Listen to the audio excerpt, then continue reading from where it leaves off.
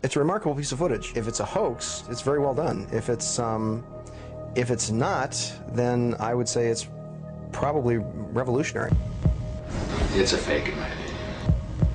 If you continue to ask questions that are out of bounds, I won't hesitate to terminate this interview. This is powerful because this is not a staged event. This is real.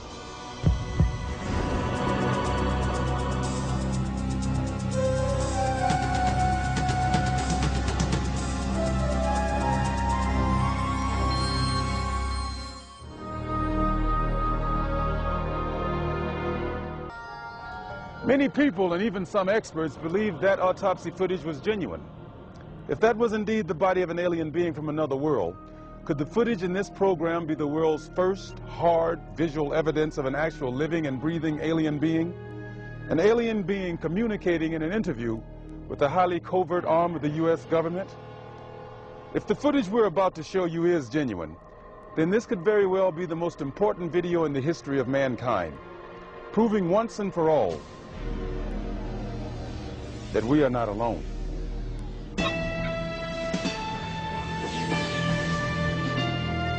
Within Nevada's Nellis Air Force Range, protected by the tightest security in the world, is the Groom Lake Test Site, aka Dreamland, aka Area 51, an installation so secret the government cryptically acknowledges its existence only as an operating location. Until recently, the military flat out denied the presence of such a base. It has served as the testing ground for many secret research and development projects, such as the U-2 and SR-71 Blackbird spy planes, the F-117A stealth fighter, and now the SR-75 penetrator, the super-secret replacement for the SR-71. Every morning, a select group of specialists with high security clearances, some reportedly as high as 38 levels above top secret, arrive at McCarran Airport in Las Vegas to be flown to Area 51 aboard a Boeing 737. From the time they leave the ground until they return to Las Vegas at the end of each working day, they enter a world no outsider can ever truly know, except through rumor and the occasional shocking revelation.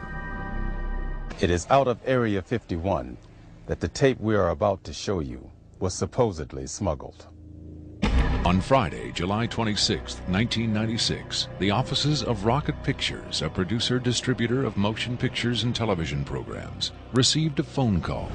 A male voice, identifying himself only as Victor, claimed to be in possession of a videotaped interview with an extraterrestrial being. Tom Coleman, president of Rocket Pictures, was intrigued enough to take the call.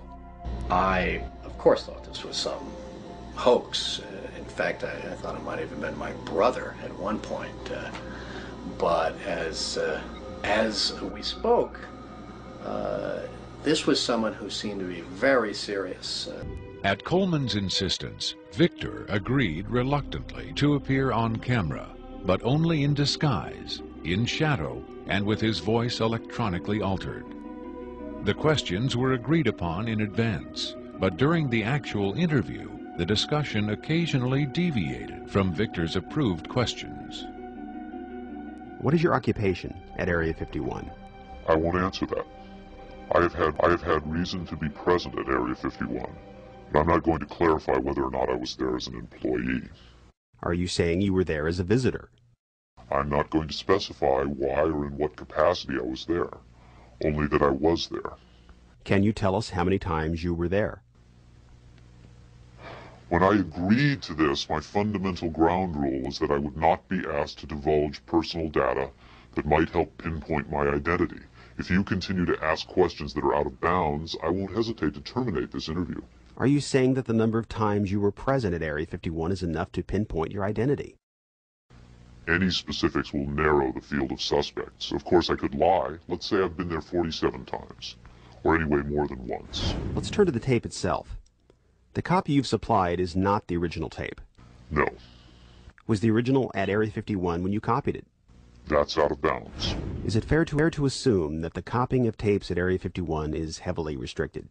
You can assume anything you like. I would say that's a fair assumption. That's obvious. I will say that this tape was copied under special circumstances. Otherwise, copying it would have been impossible.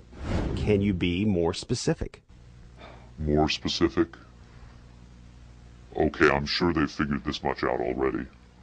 Recently, there was a wholesale transfer of video documentation from analog tape to digital disk storage. In a couple of instances, this allowed data to leak from a highest security system to a less high security system. Even so, this particular tape was the only...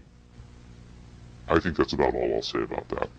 Was there something about this particular clip that made it more accessible to be copied? Not necessarily, no. Was there something about the content that caused them to file it differently or give it special handling? This interview was terminated.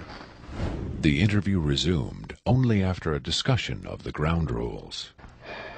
Have you personally seen the alien being that appears in the tape? Yes, I have, but I stress I was not necessarily present at the interview session that appears on the tape. I'm not going to be specific. I may have encountered the being at another time. What can you tell us about the alien interview we're about to see? This one is rather recent, very late in the series.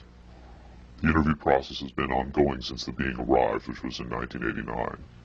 Approximately twice a month, they sit it down for a session that generally lasts from 3 to 5 hours.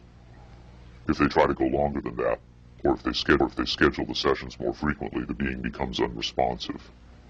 There's a fair amount of infighting among the scientists from different disciplines to get their questions asked. What has the alien revealed?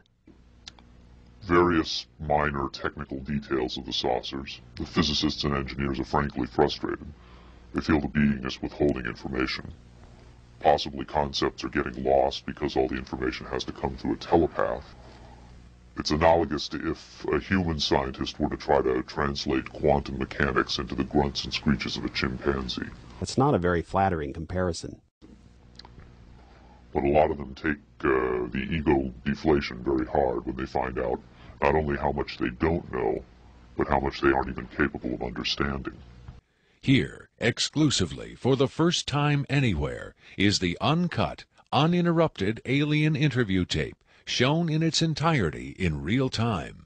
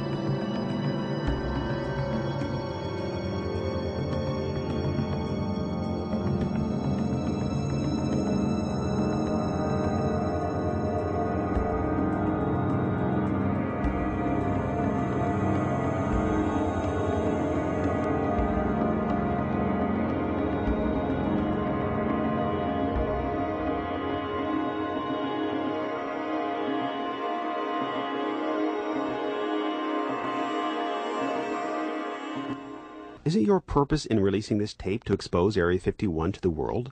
My purpose is to expose the existence of the aliens. I made the decision to come forward.